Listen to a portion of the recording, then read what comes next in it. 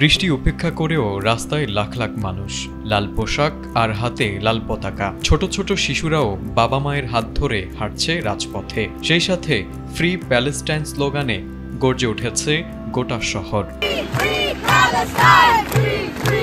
রবিবার এই বিক্ষোভের কেন্দ্র ছিল নেদারল্যান্ডসের রাজধানী আমস্টারডাম। এদিন গাজায় চলমান ইসরায়েলি হামলার বিরুদ্ধে এবং ডাচ সরকারের নিরাপত্তার প্রতিবাদে রাস্তায় নামে কমপক্ষে 2.5 লাখ মানুষ। তারা গাজায় গণহত্যা বন্ধে কার্যকর পদক্ষেপ নিতে সরকারের প্রতি আহ্বান জানান। বিশেষ করে ইসরায়েলের প্রতি কড়া অবস্থান নেওয়ার জন্য জোর দাবি ওঠে।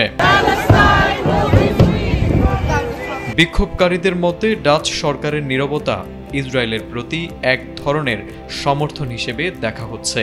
তাই বিক্ষোভকারীরা রেডলাইন বা চূড়ান্ত সীমা অতিক্রম করার প্রতিবাদে লাল পোশাক পরে রাজপথে নামেন। রাজধানীর মিউজিয়াম প্লেন এবং আশেপাশের এলাকা উপচে পড়ে মানুষের ঢলে। ফিলিস্তিনি পতাকা, প্রতিবাদী ব্যানার আর স্লোগানে মুখর হয়ে ওঠে পুরো শহর।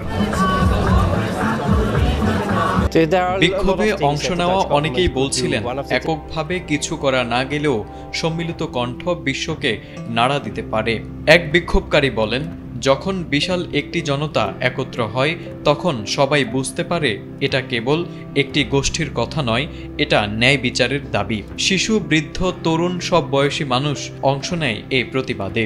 তাদের হাতে থাকা ব্যানারে লেখা ছিল, ন্যায় বিচার ছাড়া শান্তি সম্ভব নয়, আপনার নীরবতাই সহিংসতা। রয়টার্সের এক প্রতিবেদন জানিয়েছে, এই বিক্ষোভটি আয়োজন করে কমপক্ষে দেশটির 130টি সংগঠন, যার মধ্যে রয়েছে দ্য রাইটস ফোরামের মতো বিখ্যাত সংগঠনও। শুধু নেদারল্যান্ডস নয়, ফিলিস্তিনে গণহত্যা বন্ধের দাবিতে বিশ্বের নানা দেশে এখন নিয়মিত বিক্ষোভ হচ্ছে। কানাডা, তুরস্ক ও দক্ষিণ আফ্রিকা সহ বহু দেশে মানুষ রাস্তায় নেমে আসছে ফিলিস্তিনের পক্ষে এবং ইসরায়েলি আগ্রাসনের বিরুদ্ধে।